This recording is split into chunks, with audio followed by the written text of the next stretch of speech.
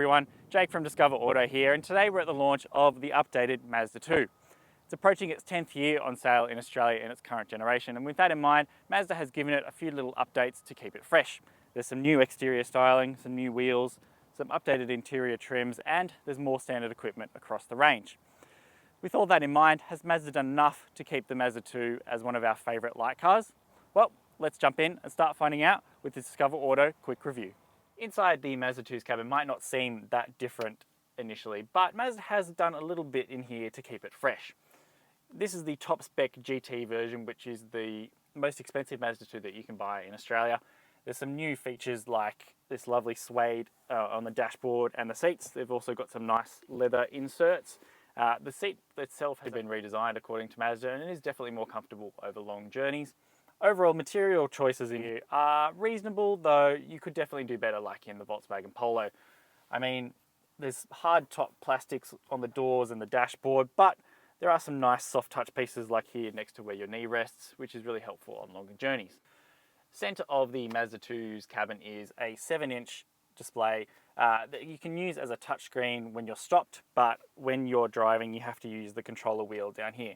Now, some in the automotive media don't really like this system because you have to fondle around down here and you can't touch it at speed, but I actually really like that because it means your eyes are taken off down here and you're looking ahead. The system itself now has Apple CarPlay and Android Auto for smartphone mirroring. They're not wireless, they are wired, but that's fine.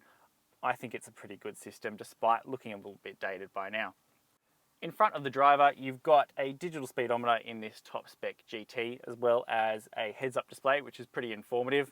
If you go for one of the more entry-level models, it's a more analog display with no digital speedo, which is a little bit dated feeling, but still, the dials are nice and legible and they're quite attractive. Same with the steering wheel. It's got a really nice leather finish no matter which model you go for. That's standard across the whole range. And the switchgear in here, like the air conditioning controls, the MZD Connect control wheel, and even the buttons on the steering wheel all feel really nice, really typical Mazda.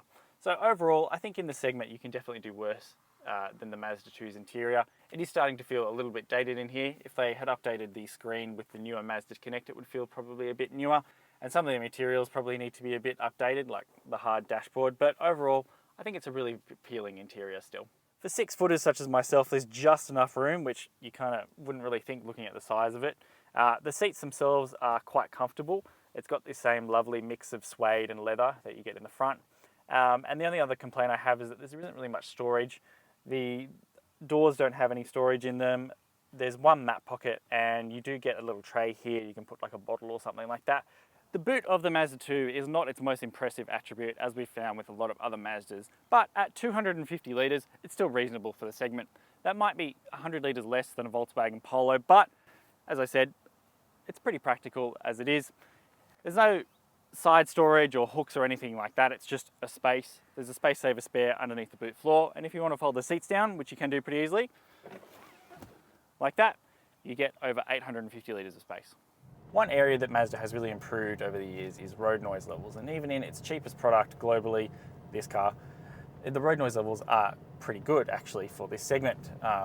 We took it on a 2-hour loop north of Melbourne as part of the launch, and I was really impressed with how much quieter this is compared to the previous version of the car.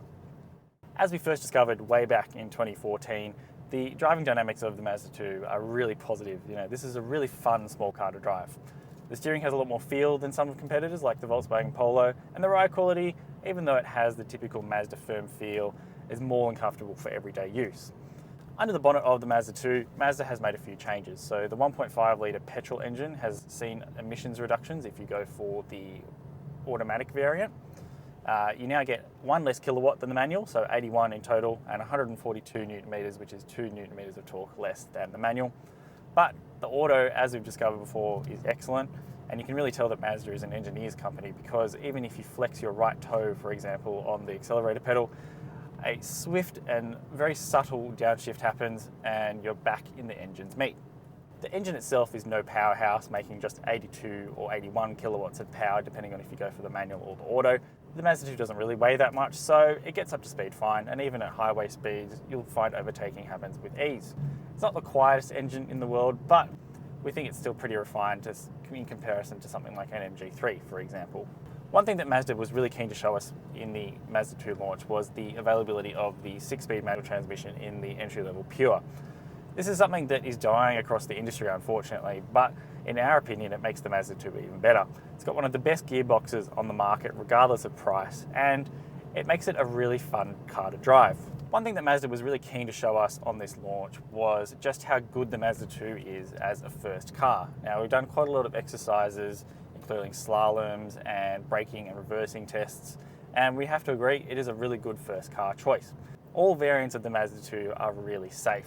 While the ANCAP rating has expired because of the car's age, you still get features like autonomous emergency braking across the range, you get lane keeping assistance, and if you go up to the top spec model like this one, you get a heads-up display in front of the driver, as well as a 360-degree camera and even radar cruise control. Overall, the Mazda 2 remains one of our favourite light cars thanks to this updated version. There's new standard equipment, as I said, across the range, and that's made it more technologically advanced no matter which version you pick. It's still reasonably priced in its segment despite being more expensive than it was a few years ago, and updates to the engine have made it more efficient as well. The updates to the exterior have made it more eye-catching, especially in this lovely blue colour, and overall we think that if you're after a light car, you could do a lot worse than the updated Mazda 2.